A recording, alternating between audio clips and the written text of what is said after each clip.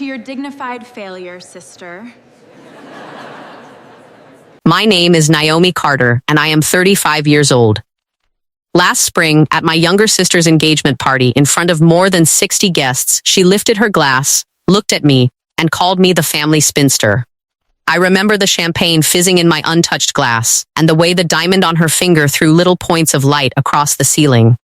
What she did not know, what none of them knew, was that the beautiful house we were all standing in did not belong to our family at all. By the time the evening ended, my quiet husband had crossed the room and handed her a single white envelope, and everyone finally understood who had been paying for the roof over her head. Before I tell you what happened next, I would like to ask one small thing, but only if this story resonates with you. If you have ever been mocked by the very people you were quietly carrying, take a moment to subscribe. Tell me in the comments what city you are listening from and what the hour is where you are. I like knowing who is sitting with me while I tell this. To understand that party, you have to understand the family that raised me. My father, Walter, ran a hardware store on Main Street for most of my childhood and measured a person's worth by how useful they were to him. My mother, Gloria, measured worth by how a thing looked from the outside, the car in the driveway, the dress at the wedding, the size of the diamond. In our house, appearances were not vanity. They were the entire religion. My sister Vanessa was 4 years younger and had been, from the day she was born, the family's chosen masterpiece. She was bright and ornamental, and our mother arranged her life like a window display. I was the other daughter, the practical one, the plain one, the girl they sent to fetch things while Vanessa was being admired. I learned early that my role was to be useful and quiet, and that gratitude was something other people received. There was one person who saw me differently, and that was my grandmother, Adele. She lived in a small apartment above what had once been a bakery, and she smelled always of bergamot tea and lemon polish. She used to take my face in her 2 hands and say that I had the steadiest eyes in the family, and that steady eyes were worth more than a pretty mouth. I did not understand then how much I would come to need those words. When I was 28, I married a man named Daniel. He built houses, actual houses, with his own hands and a small crew, and he spoke softly and rarely. My family decided within an hour of meeting him that he was beneath us. My mother called him the carpenter at parties, as though it were a diagnosis. They did not see what I saw. A man who finished what he started, kept his word, and owned far more than he ever mentioned. I let them underestimate him. It cost me nothing, and it seemed to please them. Looking back, the pattern was always there. I had simply trained myself not to feel its edges. The slights accumulated the way dust gathers in a house nobody cleans, quietly and everywhere. When I was 16, I won a regional essay prize. The ceremony fell on the same Saturday as Vanessa's dance recital. My parents went to the recital. My grandmother drove 2 hours in an old sedan to sit in the front row of the school auditorium and clap until her hands were red. Afterwards, she took me for pie and told me that one person who shows up is worth a hall full of people who do not. At my own small wedding, my mother spent the reception apologizing to guests that we had not done something grander.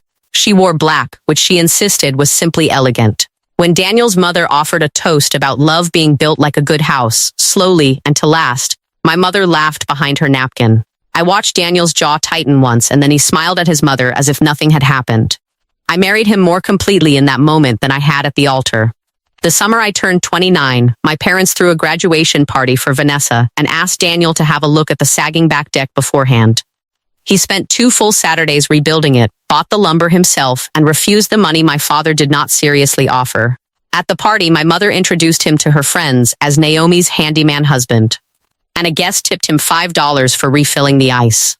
Daniel thanked the man, pocketed the bill, and later taped it to the wall of his workshop, where it still hangs. He said it reminded him exactly how much certain people thought he was worth. The first time their contempt cost me money, I was 30. My father's hardware store was failing. The big chain had opened out by the highway, and the debts were stacking up. My parents were 3 months from losing the family house, the white colonial on Linden Street where we had all grown up. They told no one outside the family, and inside the family they told only Vanessa, who could do nothing, and never me, because I was married to the carpenter and they would not be pitied by him. I found out anyway, the way I always found things out, by paying attention. And here is what I did with it, the thing that would not surface for 2 more years. I told Daniel, and Daniel, without being thanked and without being asked, did something quiet and enormous. If you have ever been the person a family will use but never honor, the one they take from with one hand while pushing away with the other, tell me in the comments. I have a feeling there are more of us than anyone wants to count. What Daniel did was this. Through a small company with a plain name, he bought my parents' house out of the bank's hands the week before it would have been lost. He set the rent at a figure my parents could manage, a fraction of what the place was worth, and he arranged it so that the buyer's name never appeared on anything they would see. As far as my family knew, an anonymous investor had purchased the property and chosen, inexplicably, to be generous. My mother told her friends it was a sign that good people were rewarded. My father said the market had simply turned in his favor.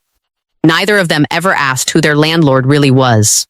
I will tell you honestly that there were nights this sat wrong with me, not the kindness, the secrecy. One evening, perhaps a year in, I sat at our kitchen table near midnight and told Daniel I wanted to tell them the truth, so they might finally be kind to him. He poured me tea, the way my grandmother used to, and he said, "If they are only kind because they owe us, that isn't kindness. That's a bill being paid. Let them be who they are. We will know what we did." I did not have the strength to argue with a man that steady. I let it lie. For 2 years it lay there, a quiet thing under everything. They lived in the house Daniel had saved. They hosted holidays in rooms Daniel kept in repair because he sent his own crew when the furnace failed or the roof leaked, always under that plain company name. And they grew, if anything, more certain of their own superiority. My mother began speaking of the house as Vanessa's someday, her inheritance, her family seat, the place where Vanessa would one day raise her own beautiful children. I sat at those dinners and said nothing, and Daniel passed the potatoes, and outside the windows the gutters he had cleaned drained quietly into the dark. The break I can date exactly. It was Thanksgiving, the third Thursday of last November, with a hard frost on the lawn and the smell of sage and butter filling the house. The whole family had gathered. Vanessa, newly courting a man named Spencer whose people summered on the coast, was glowing with the prospect of marrying up. Over the carving of the turkey, my mother announced to the table that she and my father intended to settle the house question, that the colonial on Linden Street would go to Vanessa and Spencer to start their married life, since Naomi, after all, had her little arrangement and didn't need it. The table murmured its approval. Vanessa reached over and patted my hand and said, not unkindly, that I had always been the practical one, and practical girls didn't mind. My father studied his plate. A cousin laughed. I felt the old cold come up through my chest, but I did not let it reach my face. I said only, all right. I helped clear the dishes, dried every glass, and drove home in silence beside my husband, watching the frost-bright fields slide past. Daniel did not say a word until we were in our own driveway. Then he turned off the engine and said, quietly, they cannot give away what they do not own. I understood then that something had finished. We did not rush. We did the opposite of rushing.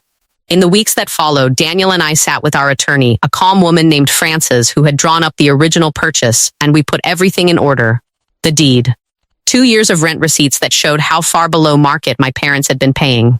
The invoices for every repair Daniel's crew had quietly made.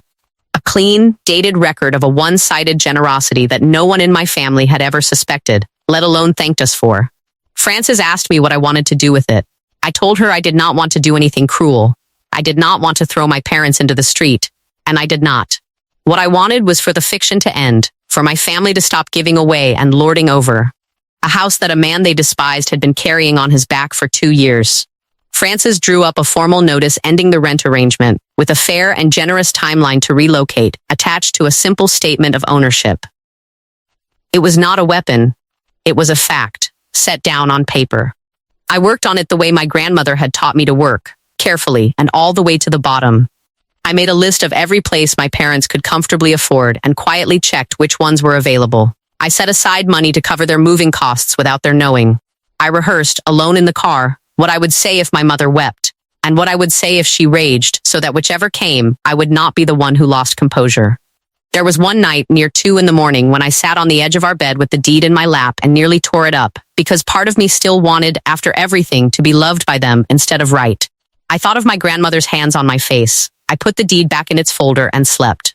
Daniel said he would deliver the notice himself when the moment was honest.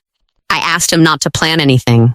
I only asked that when the moment came, he tell the truth plainly, and then stop. He said that was all he had ever intended.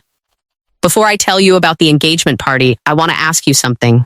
If you had been holding that envelope, knowing it would dissolve a lie your family had built their pride on, would you have waited for the right room? Or would you have spoken at once? Tell me. I have wondered ever since whether the waiting was wisdom or only fear. The right room turned out to be the engagement party itself, held in May in the very house on Linden Street. My mother had outdone herself. There were caterers in white shirts, a quartet on the back lawn, fairy lights strung through the maple my father had planted the year I was born. Spencer's family had come, coastal people with easy money and careful manners, and my mother orbited them all evening like a moon that had finally found its planet. There were perhaps 60 guests. I wore a plain navy dress and stood near the edges, as I always had, and Daniel stood beside me with a glass he did not drink from and the white envelope folded once in the inside pocket of his jacket. Late in the evening, Vanessa rose to thank everyone. She was luminous. The diamonds Spencer had given her caught the fairy lights and scattered them. She spoke of love and of family and of the house she stood in, which she called her childhood home and her future. Then she found me at the edge of the room, and something old and ugly came into her smile. She said she wanted to thank her big sister too, the family spinster, she said, laughing. The practical one who had taught her that not everyone gets the fairy tale, and that some women are simply meant to stand at the edges and hold the coats. A few guests laughed. Most went quiet. My mother beamed as though a compliment had been paid. I felt the heat climb into my face and I let it stay there, because I had decided long ago that I would not be the one who made a scene in that house. Daniel set down his untouched glass. The small click of it against the table turned heads. He crossed the room without hurry, an unremarkable man in an ordinary jacket, and he stopped in front of Vanessa. He did not raise his voice. He never does.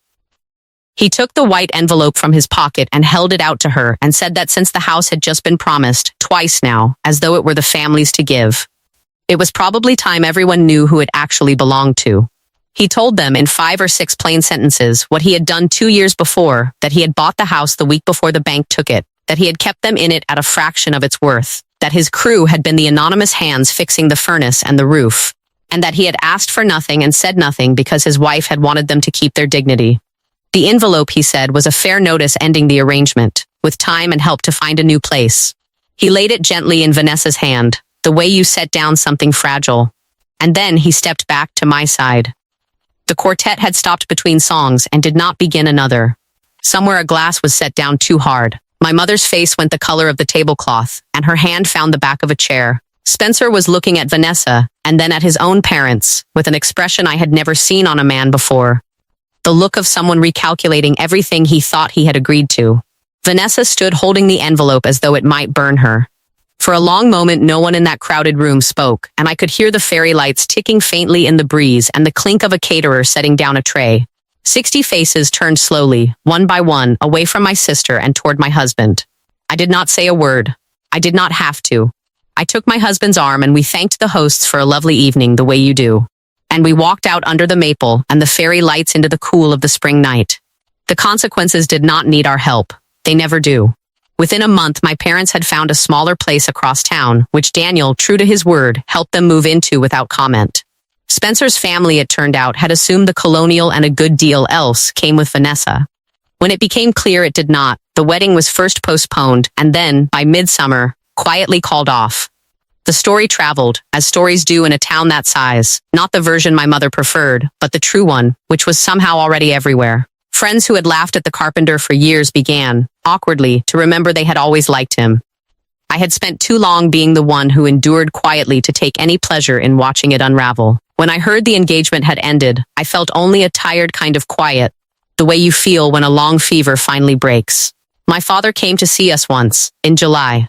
He stood on our porch, turning his hat in his hands, and said he had never thanked us, and that he should have, and that he was ashamed of more than he could say in one visit.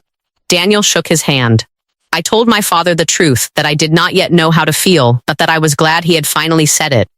He nodded and did not come in, and I did not ask him to. Some doors take longer to open than one apology can manage. These days our Sundays are small and bright. There is a table in our own kitchen, a long oak one Daniel built before I knew him, and the chairs around it do not match, because we gathered them one at a time. The people who sit there are the ones who showed up. Daniel, of course, Frances, who has become a friend, a neighbor or two, and an aunt of mine, my grandmother's youngest sister, who reached out after the party to say she had always seen me, even when she said nothing. My grandmother is gone now, but I keep her bergamot tea in the cupboard and brew it on cold mornings, and the kitchen fills with the smell of her. On clear days, the light comes through the window over the sink and lies across the floorboards. Daniel laid himself in a long, warm bar. And I stand in it with my cup and feel, for the first time in my life, entirely unwatched. There is a voicemail from my mother on my phone that I have not played and have not deleted. It waits there the way the past waits. Present, but no longer in the room. Last Sunday, Daniel raised his cup over the mismatched table and said only to the steady ones. We drank to that. Outside the window, the maple he planted at our own house had come fully into leaf, and I realized I was no longer bracing for the next unkindness, because I had finally walked out of the house where it lived.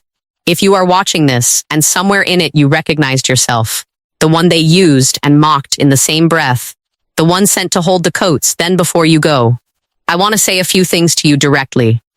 You are allowed to stop performing usefulness for people who will never see you. You are allowed to give quietly and stop the moment the giving is being mistaken for weakness. You are allowed to let the truth sit folded in a pocket until the room is honest enough to hear it. You are allowed to build a table out of the people who actually arrive, and to leave the seats of the rest of them empty. And you are allowed to walk out of a beautiful house full of laughter, without raising your voice, knowing that the quiet you carry is not smallness. It is the sound of a woman who no longer needs anyone's permission to be enough.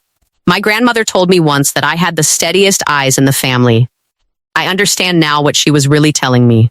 She was telling me to keep watching, and to keep my hands steady, and to wait for the day the truth could finally be set down where everyone could see it.